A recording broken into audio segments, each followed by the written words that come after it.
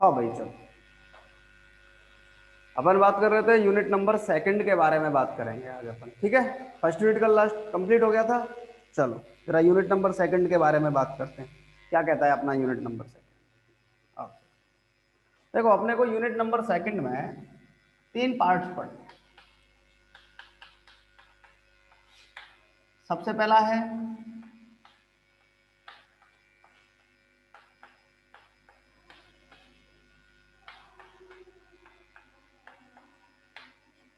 न्यून तापों का उत्पादन, ठीक है, प्रोडक्शन ऑफ लो टेम्परेचर एवं अनुप्रयोग।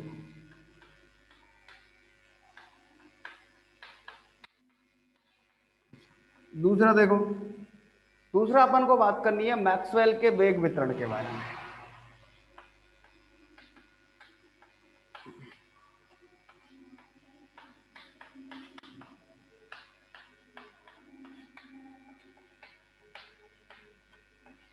ठीक सर जी। तीसरा हमें जानकारी लेनी है किसके बारे में,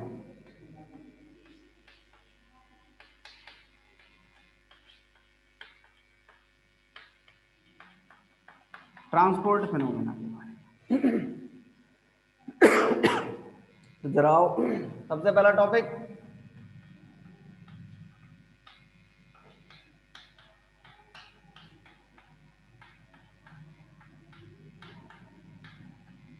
न्यून तापों का उत्पादन।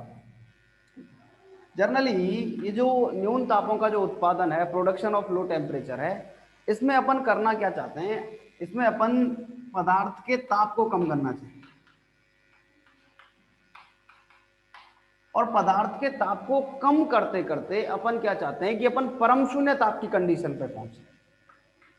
अपन क्या प्राप्त करना चाहते हैं, परम शून्य ताप, एब्सोल्यूट जीरो टेम्परेचर की तरफ मूव करना चाहते हैं।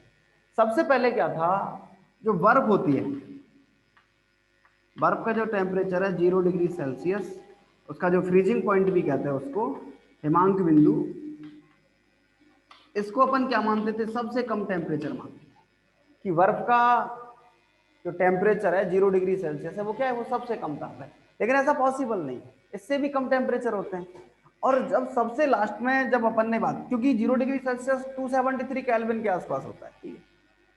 0 डिग्री सेल्सियस का मीनिंग क्या है, 273 केल्विन। अपन को इससे भी कम टेम्परेचर, मीन्स अपना सीधा सा मतलब है अपन यहां से 0 केल्विन की तरफ मूव करना चाह रहे थे, और अपन 0 केल्विन को क्या मान रहे थे, ये 0 केल्विन परम शून्य था।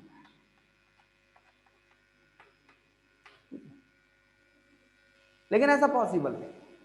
अपन निम्न ताप प्राप्त करके या लो टेम्परेचर प्राप्त करके अपन क्या चाहते हैं, क्योंकि एक्चुअली क्या होता है, निम्न तापों पर पदार्थ क्या होता है, अति चालकता, सुपर कंडक्टिविटी शो करते हैं।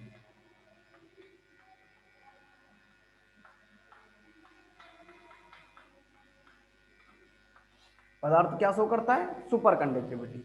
तो सिंपल सा अपन को न्यून तापों का जो उत्पादन है उसके द्वारा अपन क्या चाहते हैं कि जो कोई चालक पदार्थ है जो अति चालकता उत्पन्न करता है, या फिर किसी पदार्थ की जो विशिष्ट ऊष्माएं, आगे अपन पढ़ेंगे,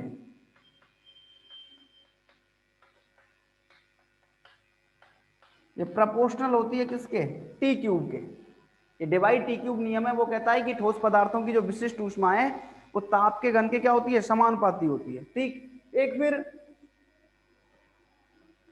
पदार्थों का द्रवीकरण,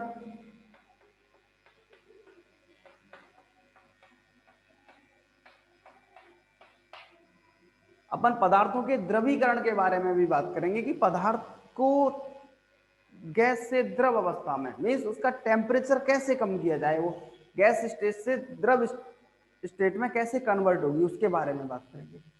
अच्छा, जो न्यून तापों के उत्पादन की जो विधि है, फिजिक्स में उसका एक नाम होता है, उसको अपन कहते हैं क्रायोजेनिक्स।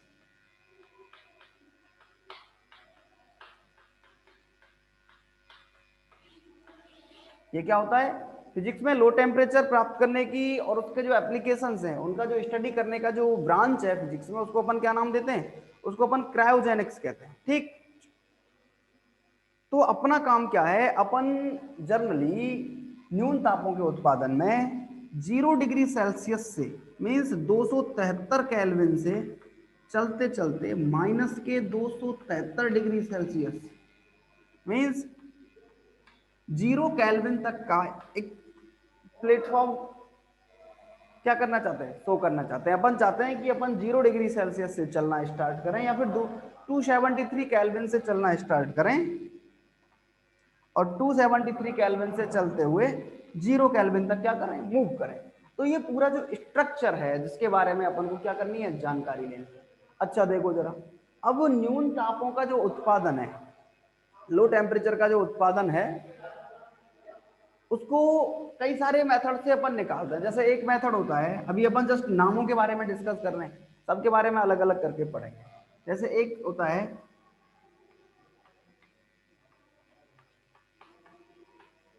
गलन मिश्रण विधि। जैसे कई बार आपने देखा है, जैसे बर्फ होती है तो अपन क्या करते हैं, बर्फ के टेम्परेचर को कम करने के लिए, वो गले नहीं जल्दी, इसके लिए अपन क्या कर देते हैं, उसके साथ थोड़ा सा साल्ट मिला देते हैं, नमक मिला देते हैं। कई तो वो बर्फ के बॉक्स वाले आते हैं जो बर्फ बेचने वाले होते हैं, उनके बॉक्स में क्या रहता है, आइस क्यूब रहते हैं, और आइस क्यूब के साथ साथ क्या भी पड़ा रहता है, नमक, साल्ट भी पड़ा रहता है। जनरली वो साल्ट क्या करता है, वो साल्ट जब आइस के साथ मिश्रण बनाता है तो उस मिश्रण को बनाने के लिए कुछ कार्य करना पड़ता है, और उस कार्य को करने के लिए वो क्या करता है, वो एनर्जी लेता है, आंतरिक ऊर्जा को काम में लेता है, क्योंकि बाहर से तो वो बॉक्स बना रहता है। जैसे कई बार ऐसा होता है कि गांव में बर्फ वगैरह बेचने वाले जब आते हैं तो वो जो बॉक्स होता है उनके पास, तो वो बॉक्स थर्माकोल की शीट से कवर होता है। मीन्स एक रुदोष्म प्रक्रम होता है, बाहर से ऊष्मा नहीं मिल रही है।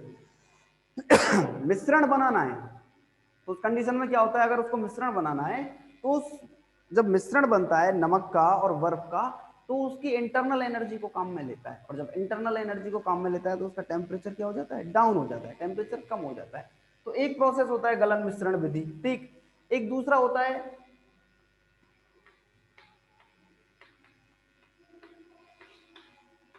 शमानीत दाब विधि। इसमें जनरली अपन क्या करते हैं कि अपन रुदोष्म रूप से कोई बॉक्स लेते हैं, उस रुदोष्म रूप से लिए बॉक्स का उस पर दाब लगाते हैं, संपीड़ित कराते हैं उस सिस्टम को। दाब लगा के क्या कराना चाहते हैं, उसको संपीड़ित कराना चाहते हैं। तो उस दाब के विरुद्ध उस गैस को या उस पदार्थ को कार्य करना पड़ता है। अपन क्या करते हैं, अपन के पास जो कोई पदार्थ है उस पर अपन क्या करते हैं, दाब लगा के उसको संपीड़ित करना चाहते हैं, और जैसे ही दाब लगा के आप उसको संपीड़ित करते हो तो वो पदार्थ क्या करता है, दाब लगा के आपने संपीड़ित किया, तो उस दाब के विरुद्ध जो आप, क्योंकि हर एक क्रिया के रेस्पेक्ट में या एंटी में क्या होगी, एक रिएक्शन की क्रिया होनी चाहिए। इसका मतलब वो क्या करता है, वो उसके अगेंस्ट दाब लगाता है। अब सिस्टम तो आइसोलेटेड है, बाहर से एनर्जी मिलती नहीं है, अंदर से लेता है, आंतरिक ऊर्जा को काम में लेता है, और जब इंटरनल एनर्जी को काम में ले लेता है तो टेम्परेचर डाउन हो जाता है। दो बात। तीसरी बात, एक और चीज हमारे काम आती है, वो कहता है संपीड़ित गैसों के रुदोष्म प्रसार से, ठीक है।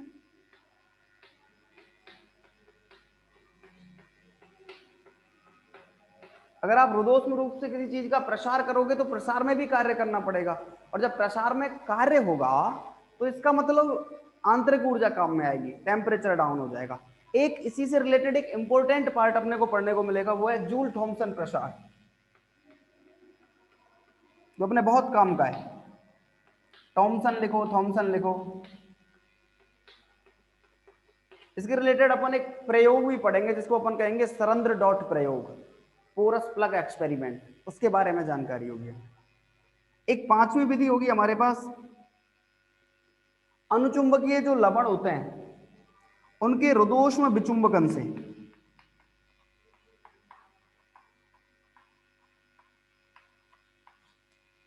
अपन क्या करेंगे, हमारे पास कोई अनुचुंबकीय लवण होगा, ठीक है, जो क्या होगा, जो चुंबक के गुणों को प्रदर्शित करेगा।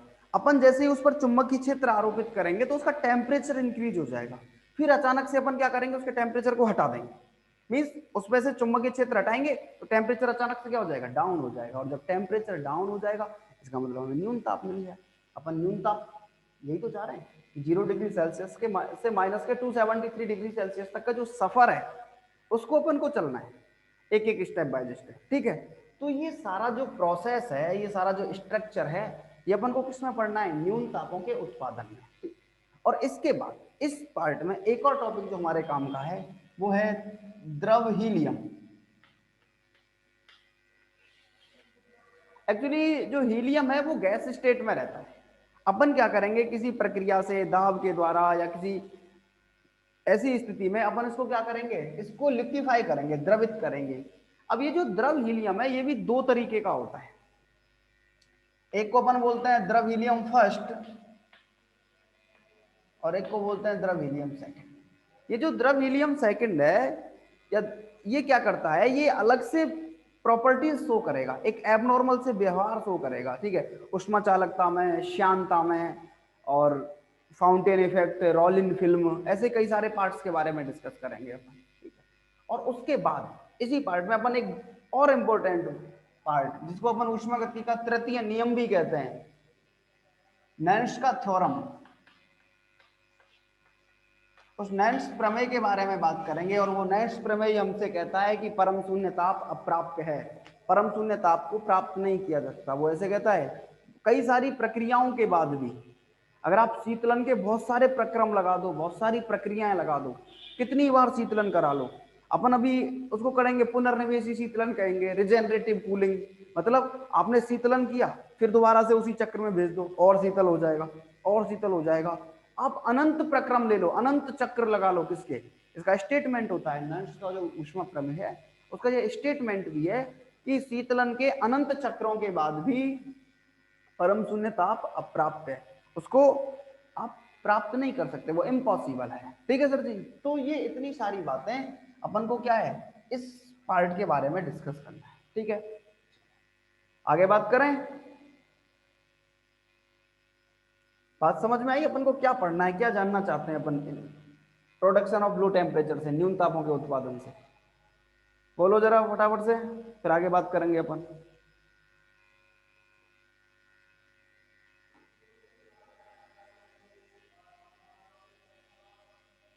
बोलो,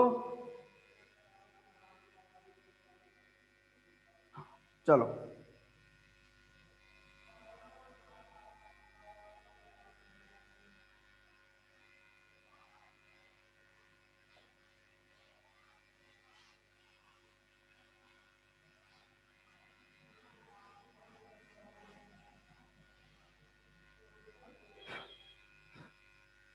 देखो, न्यून ताप से उत्पादन का मीनिंग क्या है, न्यून तापों के उत्पादन का मीनिंग है किसी पदार्थ से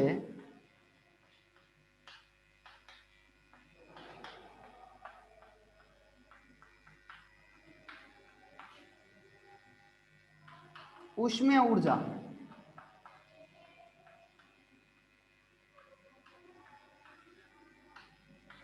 थर्मल एनर्जी का निष्कासन।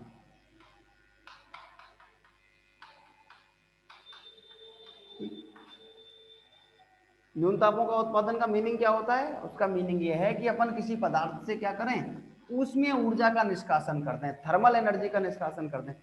जनरली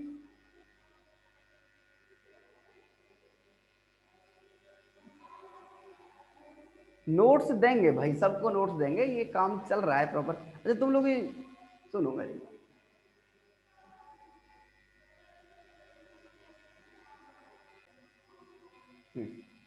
तो अपन बात कर रहे थे न्यून तापों के उत्पादन के बारे में।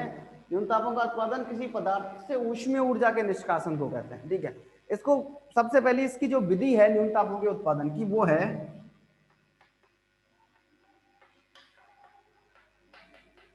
गलन मिश्रण विधि या इसमें एक्चुअली अपन क्या करते हैं, हमारे पास जो बर्फ होती है, ठीक है, अपन बर्फ के साथ क्या करते हैं, किसी लवण को मिला देते हैं। हमारे पास बर्फ होती है, जनरली फारेनहाइट ने इसके बारे में बताया था, फारेनहाइट ने कहा था कि बर्फ के साथ जब किसी लवण को मिला दिया जाता है तो उस मिश्रण का जो टेम्परेचर है उसमें क्या आ जाती है, कमी आ जाती है, और जो बर्फ का टेम्परेचर है वो 0 डिग्री ताप से भी क्या हो जाता है, कम हो जाता है। फारेनहाइट कहता है कि जब बर्फ के साथ किसी लवण को अपन ऐड कर देते हैं तो उसका टेम्परेचर क्या हो जाता है, 0 डिग्री सेल्सियस टेम्परेचर से भी कम हो जाता है। जनरली उसका रीजन ये है कि बर्फ और लवण का जो मिश्रण बनता है, ठीक है, इस बर्फ और लवण के मिश्रण के लिए बर्फ की जो आंतरिक ऊर्जा है जो इंटरनल एनर्जी होती है बर्फ की, वो इंटरनल एनर्जी क्या करती है, काम करती है, ठीक है।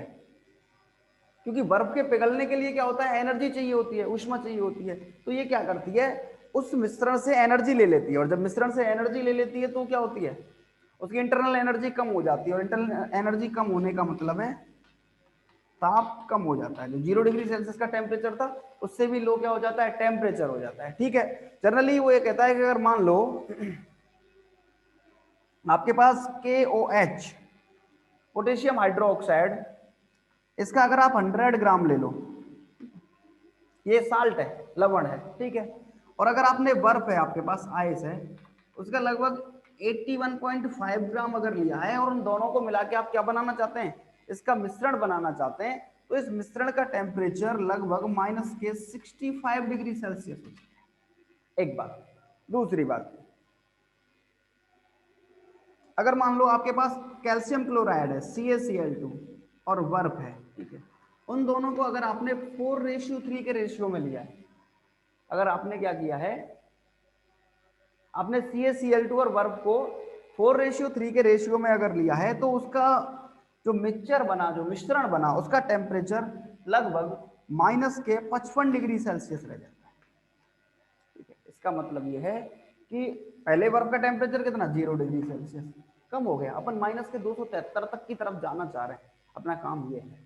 तो सबसे पहली विधि है गलन मिश्रण विधि। गलन मिश्रण विधि क्या कहती है कि जब बर्फ के साथ किसी लवण को अपन मिश्रित करते हैं, तो मिश्रण में क्या होता है, अब एक्चुअली बर्फ को पिघलने के लिए ऊष्मा तो चाहिए, और पात्र जिसमें अपन काम करते हैं वो कैसा होता है, वो ऊष्मारोधी होता है। बाहर से तो ऊष्मा मिलती नहीं, जब बाहर से ऊष्मा नहीं मिलेगी तो क्या करेगा, वो बर्फ की आंतरिक ऊर्जा को ही काम में लेना स्टार्ट कर देगा, और जब बर्फ की आंतरिक ऊर्जा काम में आती है तो क्या होता है, टेम्परेचर डाउन हो जाता है, और टेम्परेचर डाउन हो जाता है। नॉर्मली एग्जांपल के तौर पर अगर अपन बात करें, जैसे KOH और बर्फ है हमारे पास, 100 ग्राम KOH हो और 81.5 ग्राम क्या हो, बर्फ हो, आइस हो, इन दोनों को अगर मिक्सअप किया जाए तो उसका टेम्परेचर -65 डिग्री सेल्सियस हो जाता है। ऐसे ही अगर CaCl2 है अपने पास और बर्फ है, अगर उसको 4:3 में हम लोग मिला दें तो उसका जो टेम्परेचर है वो कितना हो जाता है, 4:3 हो जाता है, ठीक। चलो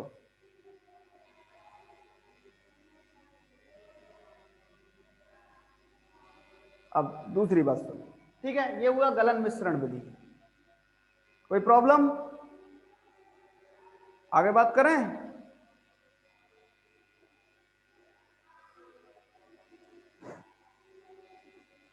बोलो।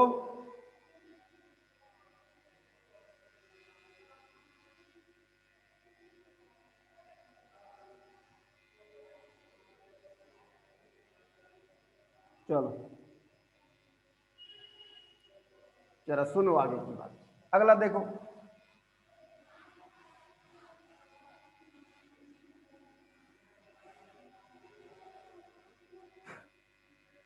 दूसरा है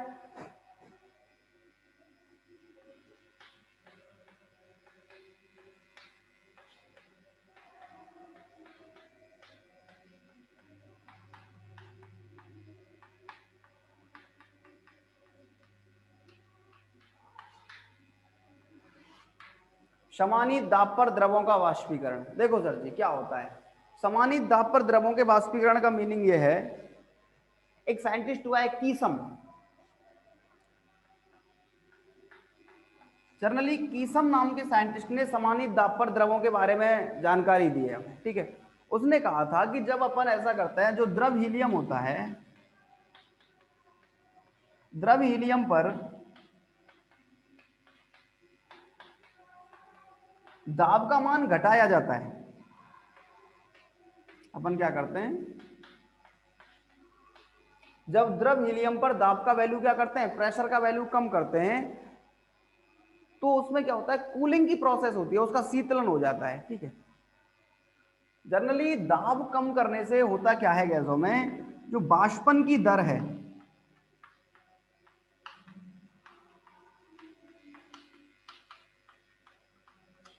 बहुत इंपॉर्टेंट काम होता है ये, बहुत काम की चीज है। वो कहता है जब आप किसी गैस पर दाब का मान कम करो, दाब का मान घटाओ किसी गैस से, तो उसकी जो बाष्पन की दर है रेट ऑफ एवापोरेशन वो क्या हो जाती है, वो इंक्रीज हो जाती है, बढ़ जाती है।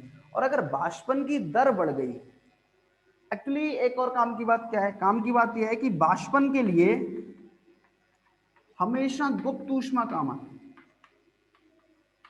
बाष्पन के लिए क्या काम आता है, गुप्त ऊष्मा काम आता है। तो जब अपन कम दाब पर किसी को बाष्पित करें तो उसके रेट ऑफ एवापोरेशन क्या हो जाता है, इंक्रीज हो जाता है, ठीक है।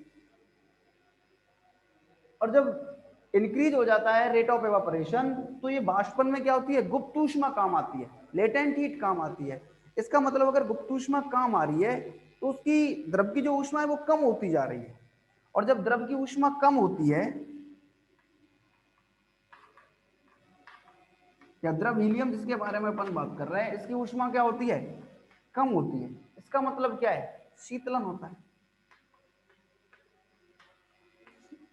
तो समानित दाब पर द्रवों के वाष्पीकरण का मीनिंग क्या है, समानित दाब पर द्रवों के वाष्पीकरण का मीनिंग सिर्फ इतना है कि जब, जैसे कीसम ने द्रव हीलियम का एग्जांपल लेके इसके बारे में डिस्कस किया, उसने कहा कि द्रव हीलियम पर जब दाब का मान क्या किया जाता है, कम किया जाता है, अपन रिड्यूस करते हैं जब प्रेशर, तो उस कंडीशन में क्या होता है, जो एवापोरेशन की जो रेट है, बाष्पन की जो दर है, वो क्या हो जाती है, बढ़ जाती है। अगर बाष्पन बढ़ गया, लेटेंट हीट काम आएगी, और अगर लेटेंट हीट काम आया, गुप्त ऊष्मा अगर काम आई, तो क्या होगा, द्रव की ऊष्मा कम होगी, क्योंकि ऊष्मा तो उसको द्रव को चाहिए। बाष्पन के लिए अगर ऊष्मा चाहिए तो कहां से लाएगा, द्रव से ही लेगा। और अगर द्रव से ऊष्मा ली तो इसका मतलब क्या है, टेम्परेचर डिक्रीज हो गया, ठीक। और टेम्परेचर डिक्रीज होने का मतलब क्या है, कूलिंग हो गई भाई, शीतलन हो गया, ठीक। चलो, ये समानित दाब पर द्रवों के वाष्पीकरण की बात हो गई। अच्छा, तीसरा पार्ट चला, बताओ प्रॉब्लम इसमें किसी को, बोलो जरा फटाफट से,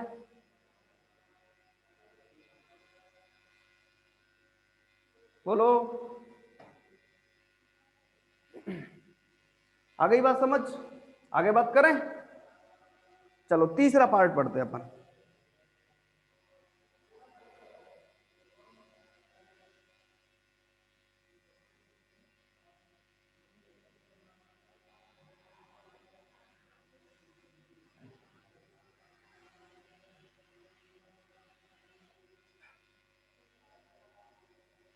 तीसरा पार्ट देखो, तो करो। अच्छा, लेटेंट हीट से मतलब क्या होता है, लेटेंट हीट का मतलब होता है,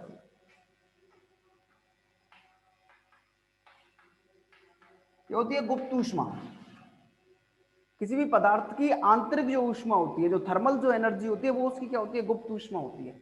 अपना काम क्या है, अपन ने पहले जब न्यूनतापों का उत्पादन लिखा, जब एक बात लिखी, उसमें ऊर्जा का निष्कासन, अपन उसकी जो थर्मल एनर्जी है, किसी पदार्थ की जो थर्मल एनर्जी है, अपन क्या चाहते हैं, वो थर्मल एनर्जी, वो ऊष्मीय ऊर्जा बाहर आए, ऊष्मीय ऊर्जा का निष्कासन।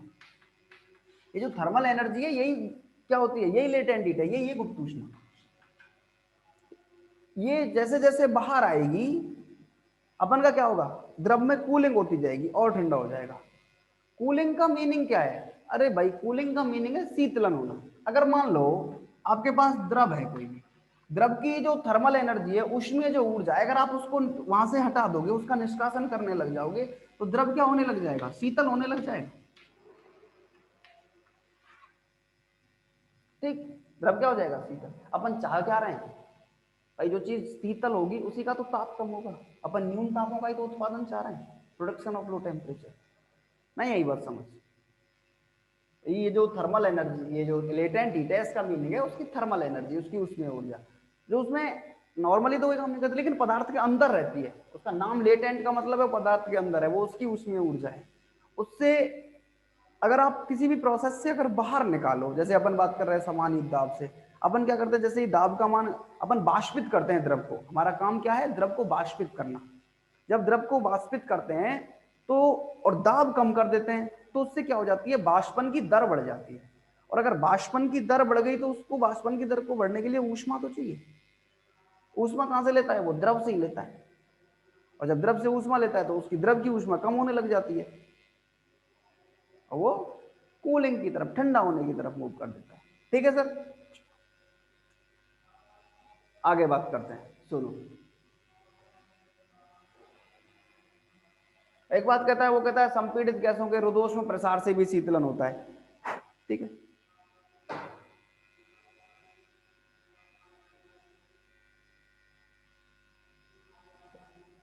तीसरा,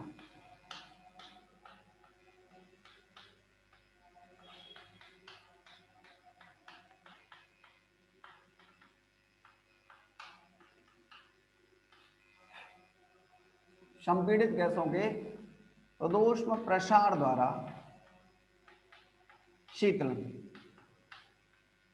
अच्छा देखो इस प्रोसेस में क्या होता है, वर्ड से ही समझो।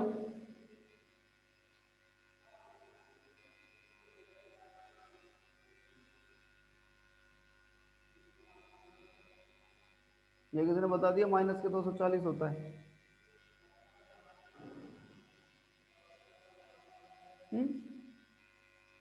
संपीड़ित गैसों के रुद्धोष्म प्रसार द्वारा शीतलन का मीनिंग क्या है, जरा बात सुनो। हमारे पास क्या होता है, अगर मान लो हमने किसी ऊष्मारोधी पात्र में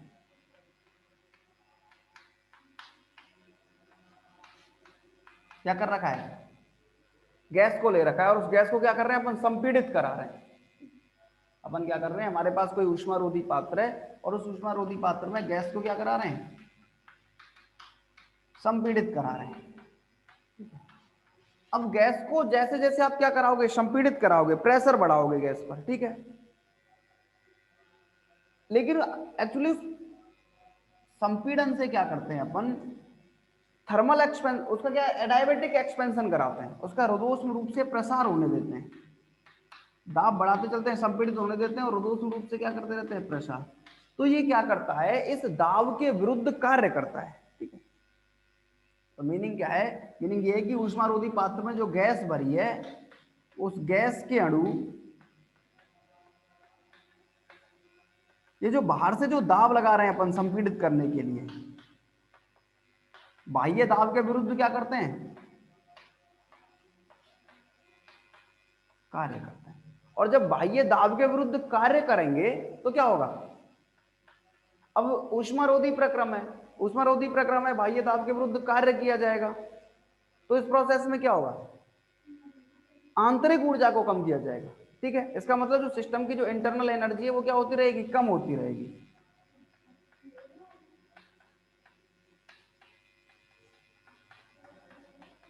आंतरिक ऊर्जा कम हो जाएगी, और जब सिस्टम की आंतरिक ऊर्जा कम हो जाएगी तो वो कूलिंग की तरफ मूव करने लगेगा, ठीक है। और उससे क्या होता है, उससे गैस शीतल हो जाती है। और जो हम जिस गैस के बारे में बात कर रहे हैं, ये गैस कैसी हो जाती है, शीतल हो जाती है। जनरली अपन मैथमेटिकली भी इसके बारे में बात कर सकते हैं, ठीक है। जैसे मान लो अवस्था समीकरण होते हैं अपने पास, पीवी की पावर गामा इक्वल टू के अवस्था समीकरण होता है। अगर अपन मान लेते हैं कि प्रसार से पहले और प्रसार के बाद की दो स्थितियां लेके चलते हैं अपन, ठीक है। और वो आप अभी बात करते हैं अपन, रिजॉइन करो एक बार की, फिर बात करते हैं।